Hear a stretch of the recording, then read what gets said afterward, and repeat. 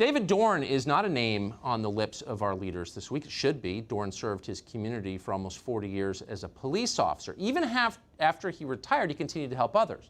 Last weekend, Dorn was in St. Louis trying to protect a friend's store from looters, and he was murdered for doing it. This country ought to remember Dorn. He represents the best of America. Instead, his name has been shoved down the memory hole. The media would like him forgotten immediately so they can go back to inflaming hateful violence across our nation. We should not let that happen. He was not the only victim, by the way, of these riots, and not the only victim who has been forgotten. We think that's a shame. On Twitter, former White House speechwriter Darren Beattie, and good for him, has been keeping track of the casualties of this rioting, and we want to read some of them to you because it's important to remember people who've been killed. More than just one, many. David Patrick Underwood was a Federal Protective Service officer in California. A week ago, he was shot to death. We don't know who killed him. He was protecting a federal building in Oakland. One of his colleagues was also critically injured in that shooting. Italia Marie Kelly was just 22 years old. She was attending a George Floyd-related protest in Davenport, Iowa. She became uncomfortable with the direction of that protest, understandably. She got in her car to leave, and she was killed by a stray bullet, shot dead. Jose Gutierrez was a bystander. He was watching as others looted the Chicago suburb of Cicero. For being there, he was shot in the head and killed by this man, Zion Haygood. That's what police say.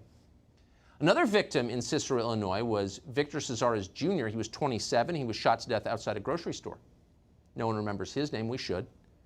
In Minneapolis, Francisco Montiel, who was 46, was found dead next to a burned-out car. Police attributed his death to, quote, complex homicidal violence. That's obvious. He was a casualty of the riots. At least 3 people were murdered during the violence in Indianapolis. One of them was 38-year-old former Indiana football player Chris Beatty. He was found shot to death just outside his apartment. An unnamed Latino man in his 20s was also killed on Sunday in Los Angeles in an area that was completely demolished by rioters.